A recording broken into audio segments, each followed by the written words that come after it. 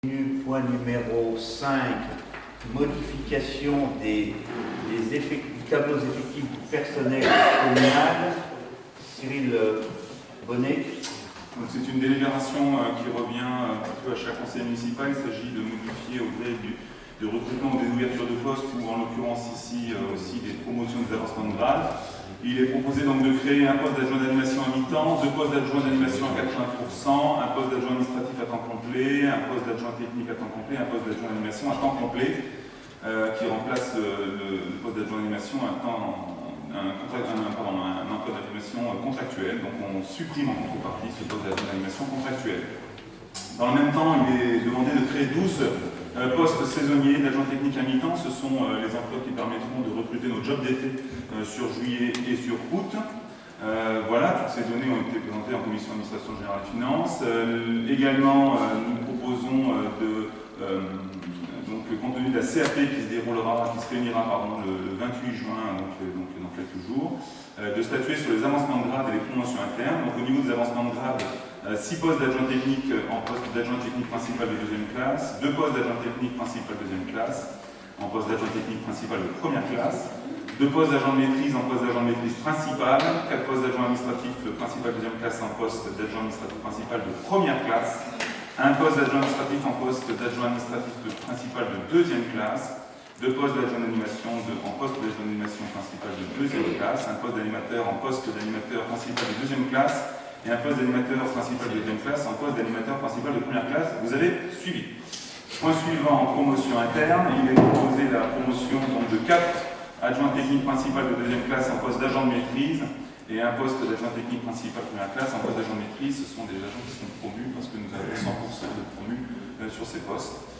Voilà, bien sûr, tous ces postes seront soumis à la CAP qui validera ou pas, donc, bien sûr, cette promotion, notamment ces avancements de grade. Des remarques, des oppositions, des abstentions. Je vous remercie pour eux qui peuvent être nommés, bien sûr. Ça ne dépend pas uniquement de nous. Point numéro 6, un avenant à la convention mise à disposition d'agents communaux auprès du CCAS du CCAS au titre de l'EHPAD de la Gloriette. Jennifer Cosvaux. Donc, le 31 décembre 2018 a été signée la convention mise à disposition d'agents communaux auprès du CCAS et plus précisément de la Gloriette, portant donc sur la période du 1er janvier 2019 au 31 décembre 2021. Considérant que la commission administrative paritaire a été saisie pour avis et que le comité technique de la commune d'Yzeure a été informé lors de sa séance du 14 juin 2019, considérant également que les intéressés ont donné leur accord, donc on vous propose les modifications suivantes pour cet avenant numéro 1. Donc, modification de la liste des agents mis à disposition qui est complétée par 2 agents et diminuée d'1 agent. Le service des repas au dîner qui est supprimé. Donc ensuite, il y a des paragraphes qui bougent dans la convention. Les quotités de travail des agents mis à disposition sont modifiées en conséquence. Le remboursement de l'EHPAD auprès de la commune de sa part du montant de la rémunération et des charges sociales afférentes aux agents mis à disposition est avancé de janvier à décembre. Et les modifications précitées prennent effet à compter du 1er juillet 2019. Donc la commission administration générale et finances vous propose d'approuver cet avenant numéro 1 et d'autoriser M. le maire à signer cet avenant avec les pièces afférentes. Pour faire assez court, peut-être pour expliquer à ceux qui n'ont pas le dossier, c'est que dans le cadre de l'organisation des services de livraison en restauration en froid, nous avions tous les soirs un cuisinier qui allait à la maison de retraite pour réchauffer les plats. Or maintenant, c'est rodé depuis 6 mois, les gens de la Gloriette sont aperçus qu'ils ont les compétences pour le faire, ils peuvent le faire, le matériel va, eux disant c'est un peu dommage de payer quelqu'un qui vient. Nous, nos cuisiniers, soyons honnêtes, disaient mais on est obligé de rester le soir un peu plus longtemps pour aller livrer que d'autres peuvent livrer, donc en fait on livre le midi, c'est gardé en température, c'est fait la chose. Et bien entendu, c'est déduit des factures qu'on fait à la Gloriette, il est clair. Donc, voilà.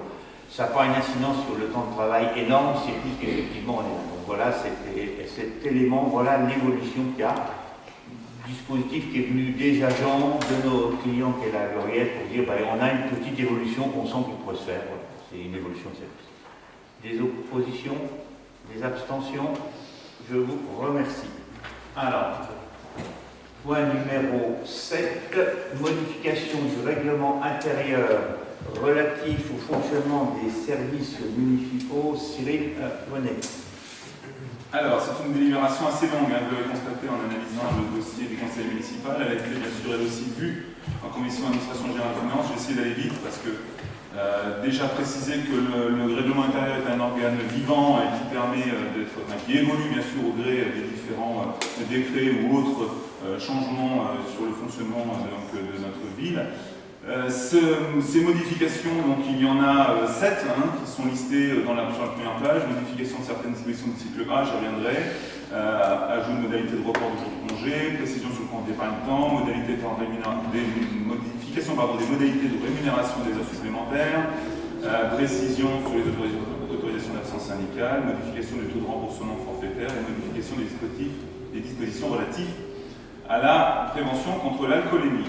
Donc voilà, je vous passe les décrets. Le premier point, en effet, il s'agit de modifier donc, en fait, les cycles de travail des fonctionnaires territoriaux des contractuels de la République. Dans le premier alinéa, il s'agissait des fonctionnaires des catégories A. Désormais, ce sont simplement les directeurs généraux des services et les directeurs qui sont donc au forfait. Et donc, l'ensemble des catégories A n'est pas obligé donc, de rentrer donc, dans le cycle de travail au forfait. Donc ça c'est le premier point.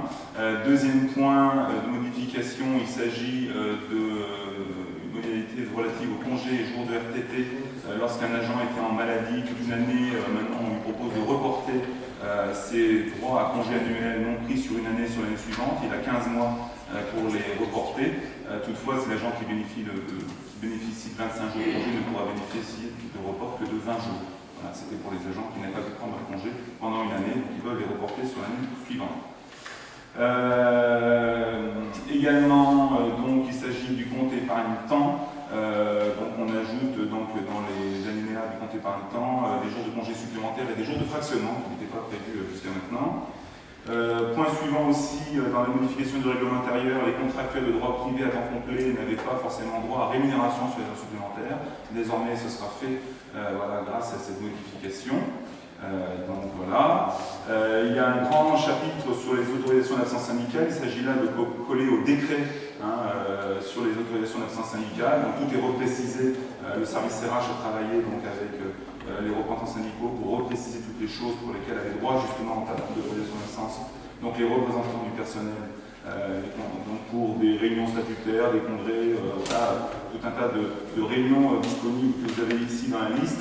Et également, il est précisé aussi qu'il dispose désormais du temps nécessaire pour étudier les dossiers du CHSCT et du CT, alors qu'avant c'était un certain nombre d'heures. Maintenant, voilà, il dispose du temps nécessaire pour étudier les dossiers. Voilà, là ça colle, donc tout cela colle au décret. Dans le chapitre 4, là c'est des modifications, donc des remboursements notamment de nuitées. Auparavant, il y avait des remboursements de nuitées à 60 € la nuit. Il s'agit maintenant de porter à 90 €. Voilà, le montant est porté à 90 € pour les missions effectuées dans les grandes villes et les communes de la métropole du Grand Paris et 110 € pour Paris intramuros. Également, on change le remboursement du forfait kilométrique qui était de 25 centimes et passe à 29 centimes du kilomètre. Et enfin, le dernier point, ce sont les dispositions relatives aux conditions de travail.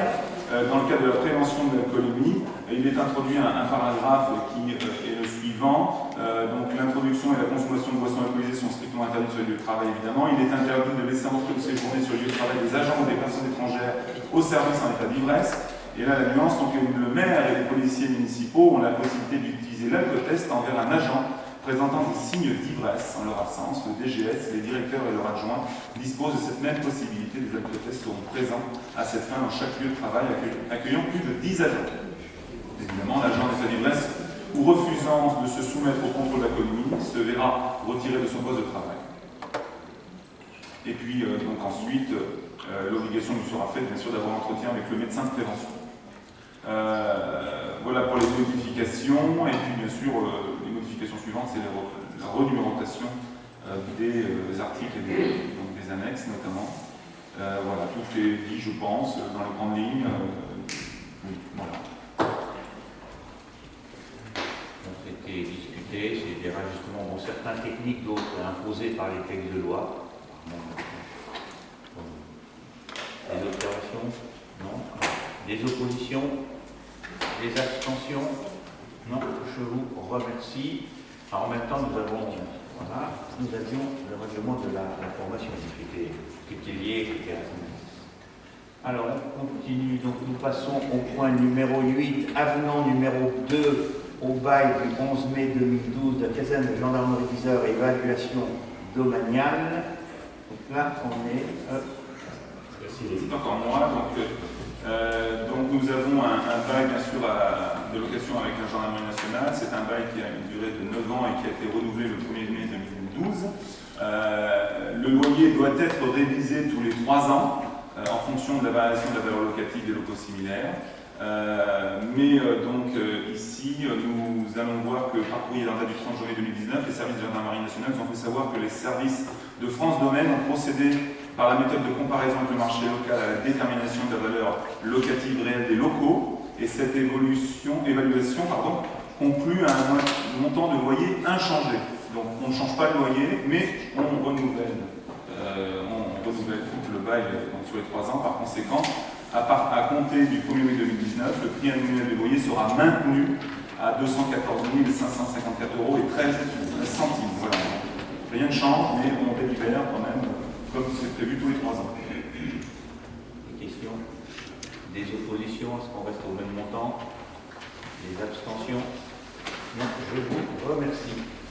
Point numéro 9, avenant numéro 4, contrat d'assurance dommage aux biens. C'est encore moi, donc avenant au dommage aux biens. Par délibération en date du 13 novembre 2015, nous avions adopté les propositions de la commission d'appel d'offres pour les choix des prestataires suivant différents lots pour les contrats d'assurance de la ville. Donc il y avait 4 lots qui sont listés en dessous. Concernant le lot numéro 2, la ville d'Yzeure est assurée pour tout risque exposition, mais le plafond des montants de garantie est fixé à 100 000 €. Or, la ville souhaite organiser une exposition qui est estimée à 139 609,50 €. Et donc la SMAC, qui est donc l'assureur de la ville d'Yzeure, propose donc un complément de cotisation de 258,23 € ayant pour but de garantir la valeur de l'exposition excédant la valeur garantie au contrat, à savoir le nombre de 39 609,50 €. Voilà, donc il y a un avenant pour pouvoir couvrir les risques sur cette surcote d'exposition. Voilà. Des oppositions, des abstentions, je vous remercie. Le point numéro 10. Alors nous allons avoir toute une série de délibérations liées à la CAO. Donc ce que je vous propose, c'est que chacun des adjoints, s'il est dans le secteur, c'est lui qui la commentera parce qu'il peut donner s'il y a besoin, et à l'écho, c'est le carte généraliste qui la fera. Donc la 10, on est sur le programme d'adduction d'eau potable, le choix de l'entreprise. Donc là, Jean-Michel. Donc l'estimation globale pour le programme d'adduction d'eau potable s'élève à 179 940 €, toute taxe, pour une période estimée entre le 2 septembre et le 2 décembre 2019. Ces travaux concernent, comme vous les avez à l'image, la rue du Verger, le clos de la Maison Jaune, la rue d'Artisanat. L'ensemble de ces 3 rues représente environ 700 à 750 mètres linéaires, ce qui représente environ les mètres linéaires que nous faisons tous les ans.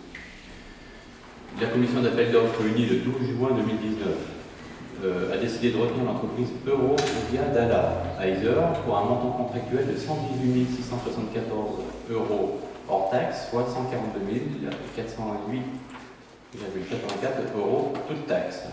AliTP étant classé en 2e position. AliTP, c'était l'entreprise qui a fait les travaux d'adduction l'an passé, rue Émile Zola. Voilà.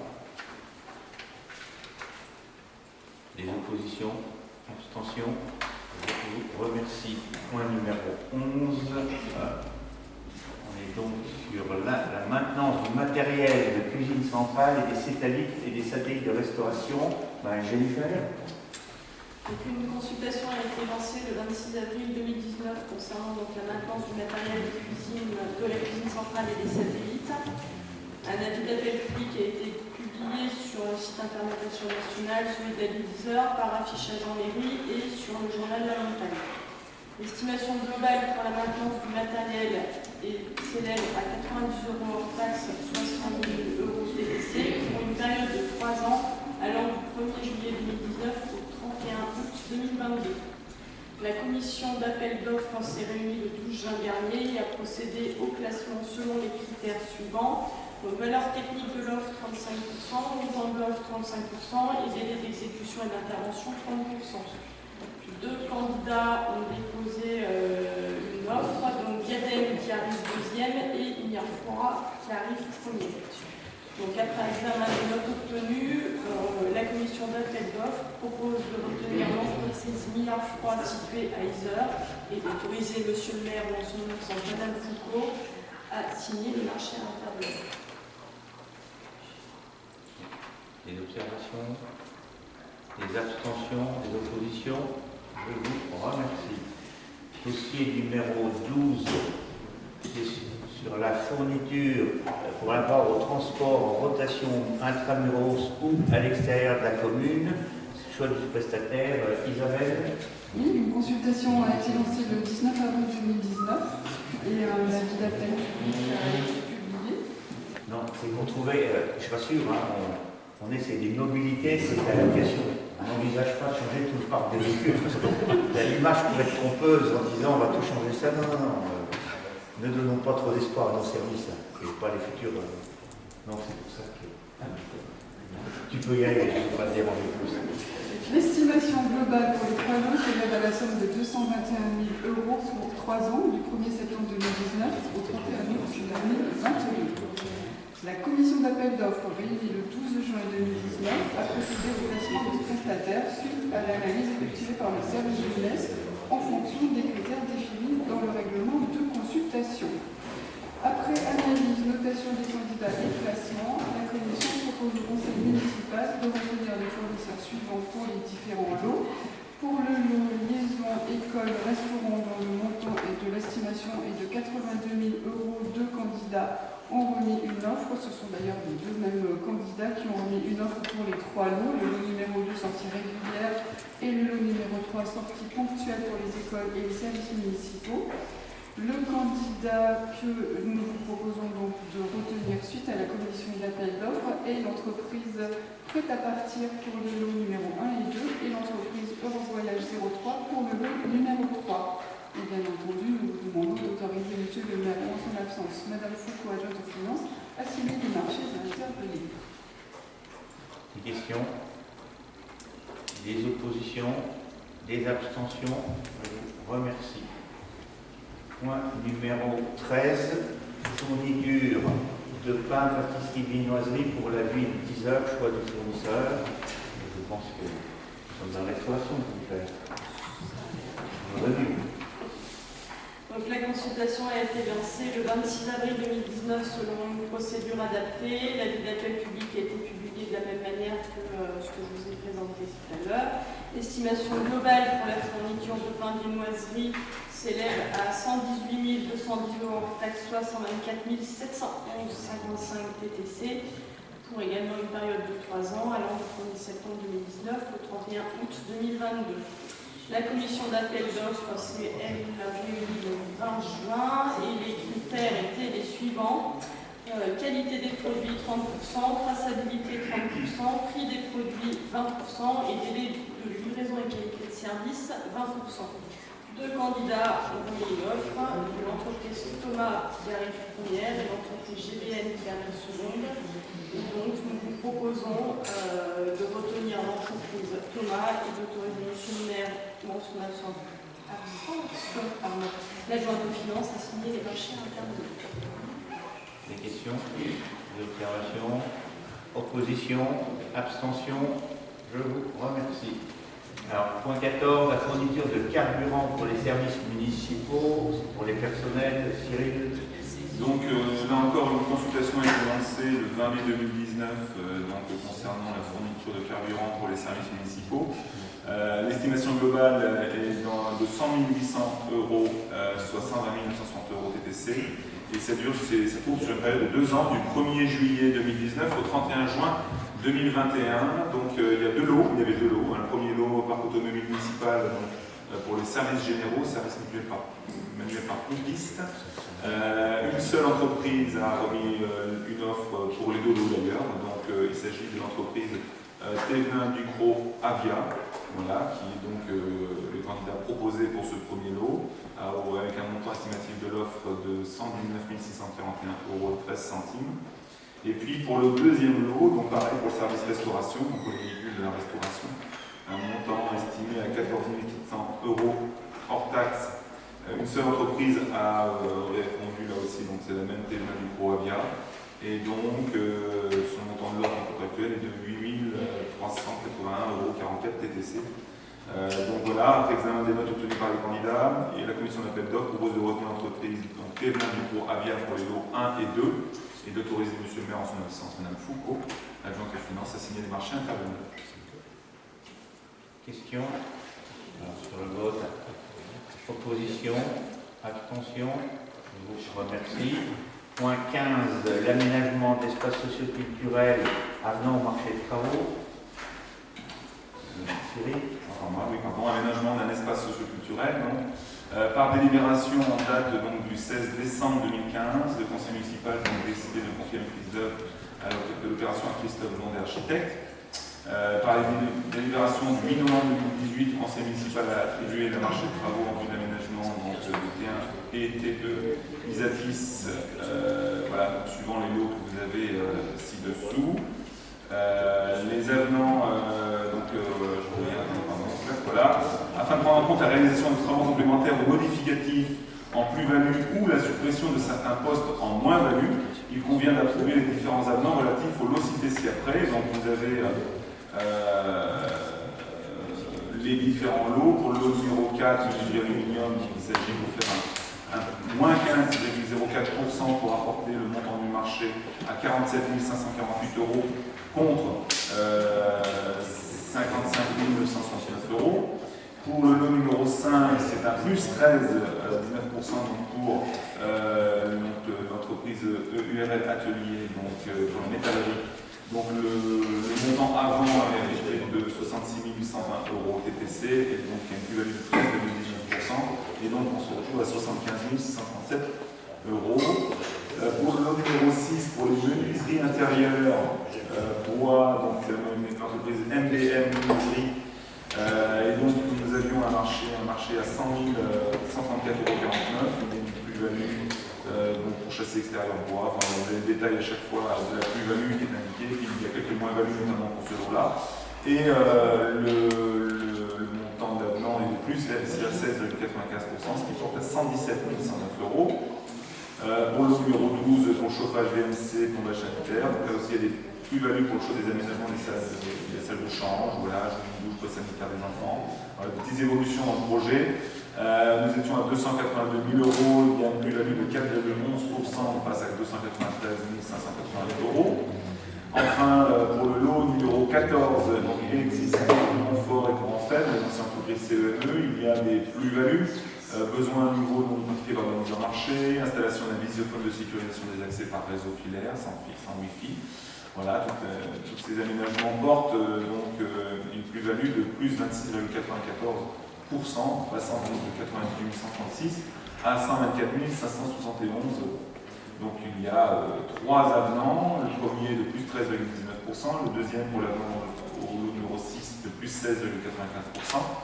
Et l'avenant numéro 1 au lot numéro 14 de plus 26,94%. Donc à chaque fois, c'est des évolutions du projet, des petites modifications. Voilà, et donc il est proposé au conseil municipal d'adopter les projets d'avenant. Donc ça a été validé, il y a eu un avis favorable de la commission d'appel d'offres. D'adopter les projets d'avenant en moins-value et plus-value ci-dessus, mentionnés pour les lots donc 5, 6 et 14, représentant donc un total de 55 385 € TTC. Voilà, d'autoriser M. le maire en son sens, M. Bourgeois, adjoint de l'urbanisme, à signer les 10 avenants. Les 10 avenants, et non pas 10. Des questions, des observations, des oppositions, des abstentions. Je vous remercie. Donc, nous passons au dossier 16, groupement de commandes sur les fournitures de denrées alimentaires. Jennifer. Oui.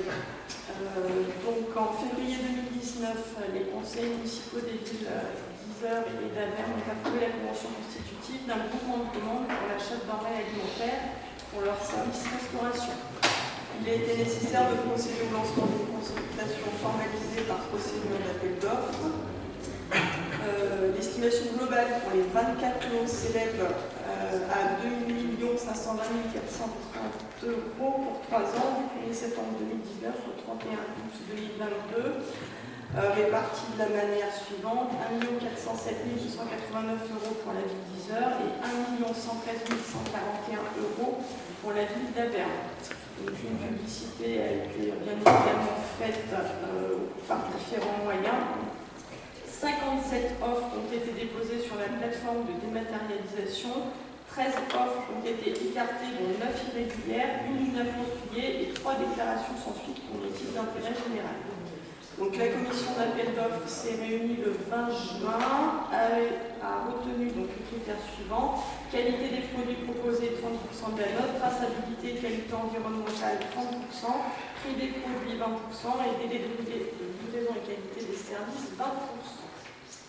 Je vais vous présenter les 24 lots. Avant de faire courir l'eau, juste comme ça, sans qu'on rentre dans le débat, il est quand même un vrai problème par rapport à la dématérialisation. Je ne sais pas si vous l'avez vu dans la ligne, et puis on ne va pas le résoudre ici, mais sur 57 offres, on a été obligé d'en écarter 9 irrégulières. Quand on est irrégulière, c'est parce qu'il manquait des équipes.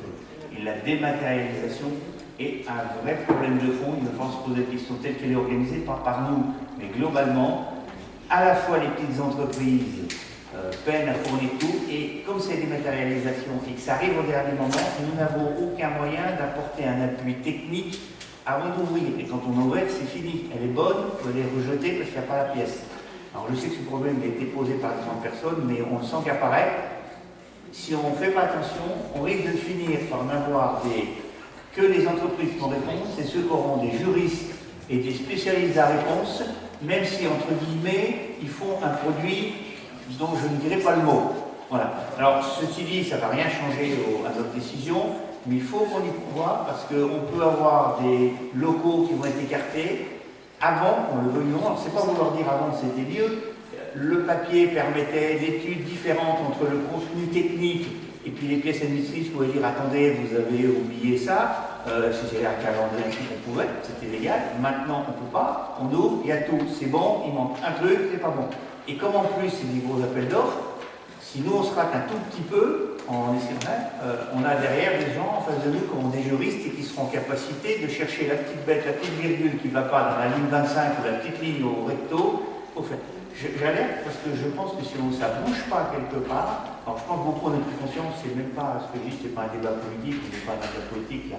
On est dans un élément qui était fait, la dématérialisation, pour simplifier. Et alors ceux qui étaient au appel d'offres l'ont vu, c'est compliqué. Et pour les services, pour les entreprises, j'espère que ça arrivera à bouger, parce que sinon, on va vers des choses qui peuvent compliquer. Oui, je partage en partie ce que tu viens de dire, parce que on est là devant un vrai problème. Les collectivités ont essayé, c'est toujours ce qui a été fait, les Averne, puisqu'on est demandeurs de nous, il y a plus de communes. Donc, mais on a le même problème, moi je viens de subir un problème dans les groupements hospitaliers, qui maintenant, c'est un achat régional, eh bien, les entreprises locales, elles passent dans les laisses.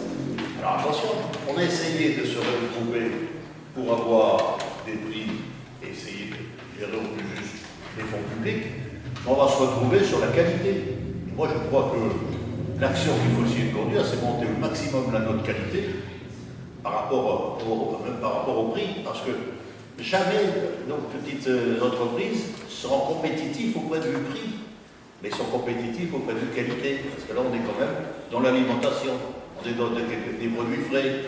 Alors, on ne fera pas croire que ce qui a été livré, qui est le matin à 10 km qui arrive, il ne sera pas meilleur que ce qui vient de 200 km.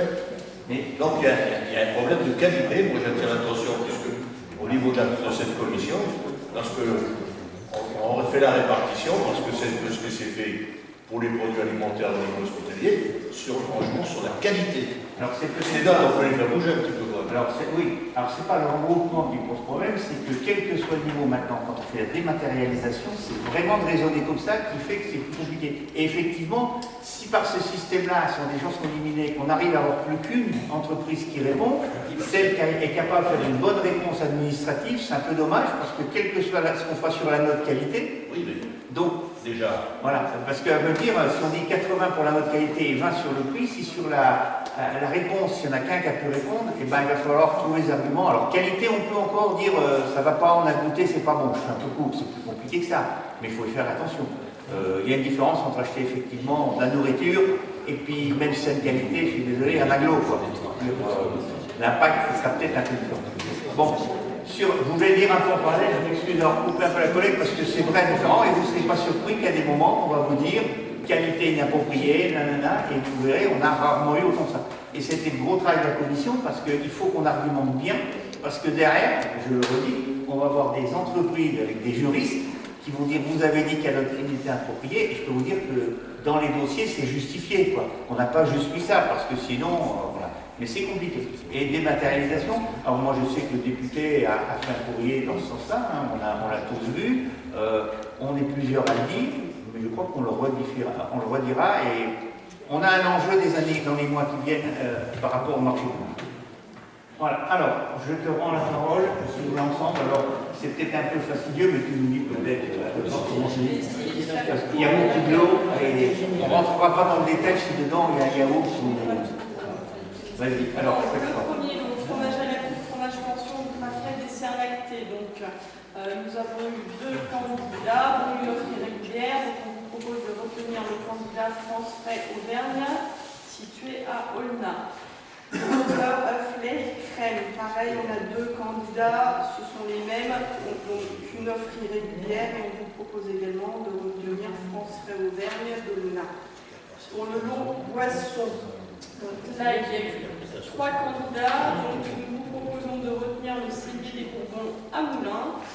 Pour les charcuteries, 2 candidats, dont une offre inappropriée et une offre irrégulière. Donc nous vous proposons de déclarer ce lot, de relancer la procédure pour ce lot. On soit pour nous en explication, offre irrégulière, il y a des pièces qui ne vont pas, offre inappropriée, on s'est posé des questions de qualité. C'est le terme qu'on a utilisé. Hein. Voilà. Bon. Parce que comme tout le monde ne peut pas être dans les commissions de d'autres, on pense qu'il faut qu'on sache qu'il y a derrière les mots.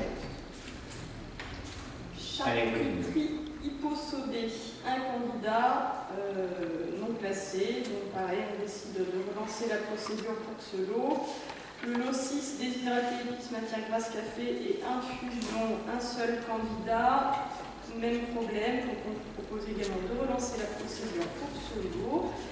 Le lot patrie, fruits et légumes secs, un candidat que l'on vous propose de retenir, donc c'est l'entreprise Pro Distribution à Chaponnet dans le 69.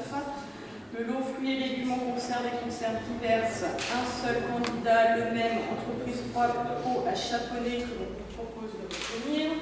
Le lot 9, produits régime épicerie, aucune offre déposée sur ce lot. Donc la commission d'appel d'offres souhaite relancer la procédure. Le lot gâteau, biscuits et confiserie, 2 candidats et la COA nous propose de retenir l'entreprise Triade à Franconville dans le 95. Le lot produits pâtisserie à garnir et préparation pour entremets et mousse. Un seul candidat, déclaration sans suite, donc motif d'intérêt général. Définition des besoins et imprécision dans les exigences techniques. Donc pareil, on relancerait la procédure pour ce lot. Le lot 12, fruits et légumes frais. Donc là, on a 4 candidats. On vous propose de retenir 2 entreprises, Auxerre à Moulins et Auvergne-Primeur à Ghana. Le lot poissonnerie, 2 candidats. On vous propose de retenir Terre Azur 63 à Landes. Produits traiteurs, 3 candidats, on vous propose de retenir France Frais Auvergne à Aulnat. Légumes, pommes de terre et desserts surgelés, 3 candidats, les offres sont irrégulières. Il est donc décidé de relancer la procédure pour ce lot. Le lot 16, poissons et produits de la mer surgelés, 4 candidats et on vous propose de retenir l'entreprise Tisval à Châteauneuf dans le Le lot viande surgelée et plats cuisinés. Sur ce lot, nous avons 5 candidats et on vous propose de retenir l'entreprise La Ferme du Froid à Saint-Rémy-en-Rollat.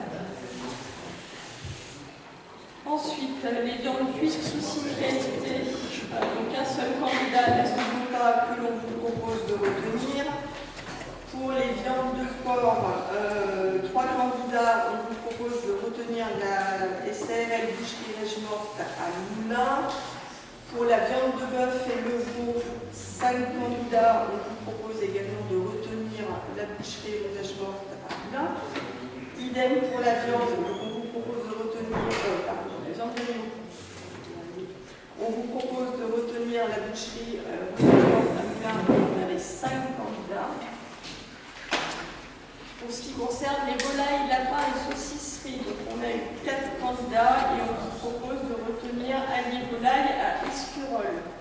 Désolée si je donne pour un certain. Non, mais ça montre aussi le travail derrière pour les services particuliers, tout ça. On imagine un peu. Oui, parce que c'est fastidieux pour nous. Parce que nous, on donne que le titre. Hein. Eux, il fallait qu'ils regardent tout. Après, donc, alliés volailles, je l'ai dit. Donc, les compotes purées, crème dessert en petit pot, laitage à base de lait maternisé. Donc, un seul candidat, le laboratoire Vivadis, dans le 79 que l'on vous propose de retenir.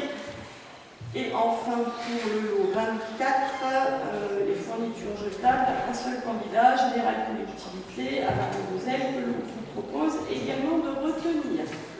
Donc, je ne vais pas vous reciter toutes les entreprises qu'on vous propose de retenir. On vous propose également de relancer donc la procédure pour les lots 4, 5, 6, 9, 11 et 15 et d'autoriser Monsieur le maire ou son règlement de finances à signer les marchés à intervenir. donc, le bien lancé vous a fait dans la foulée la 17, puisque nous avons 2 délivres, qu'on met, puisque pour toutes celles sur lesquelles on a, dans l'un des livres 16, dit qu'on ne donnait pas de suite aucun, il faut qu'on relance les marchés actuels, parce que ça ne veut pas qu'on n'ait plus rien. Donc on va prolonger les contractuels et on va relancer la procédure. Alors je vais les faire voter un par un quand même. Hein. Sur le 16, sur les groupements, les résultats de ce qui s'est passé, des oppositions, des abstentions, je vous remercie. Et sur la délite 17, qui est donc la prolongation des marchés actuels, pour ceux qu'on n'a pas eu de retour, des oppositions, des abstentions, je vous remercie. Donc on continue sur le 18, le groupement de commandes, donc les modifications, c'est premièrement du marché de fourniture administrative et scolaire. Madame scolaire Isabelle. Oui, par délibération, en date du 13 février 2019 à Isère et du 21 février 2019 à Averne, les conseils municipaux de ces deux villes ont approuvé la convention constitutive de groupement de commandes pour l'achat de fournitures administratives et scolaires pour les services et écoles de la ville d'Isère et d'Averne. L'estimation globale des silos faite par le service commande public s'élevait à la somme de 203 000 € hors taxe. Une consultation sur la procédure à adapter avec publicité et mise en concurrence a été lancée. Par délibération du conseil municipal d'Isère du 9 mai 2019, l'entreprise PG10 a été retenue pour les lots numéro 2 et numéro 3. Néanmoins, certaines erreurs sont apparues, notamment des articles qui ne correspondaient pas aux demandes.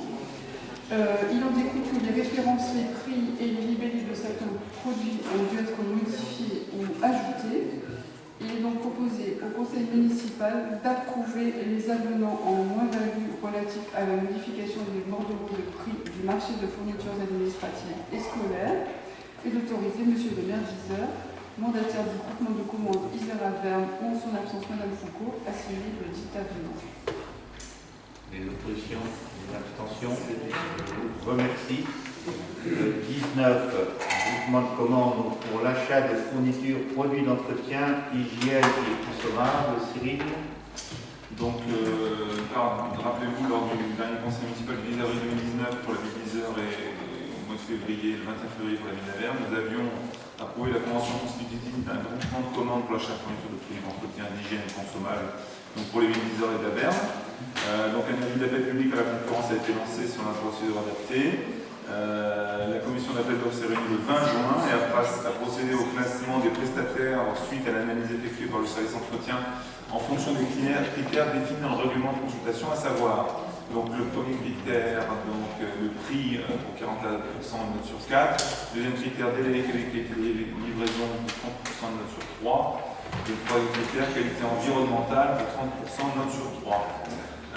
Le lot numéro 1, produit d'entretien de tous locaux, une estimation à 39 500 €, 6 candidats ont remis une offre, et c'est Cyprès 6e qui a obtenu le meilleur total, et donc avec un montant estimatif à 54 176,65 €. Pour le lot numéro 2, matériel d'entretien pour tous locaux, donc une estimation à 16 100 € et 5 candidats ont remis une offre, et donc c'est l'entreprise Christin Professionnel, qui, avec un montant estimatif de l'offre à 12 392 €.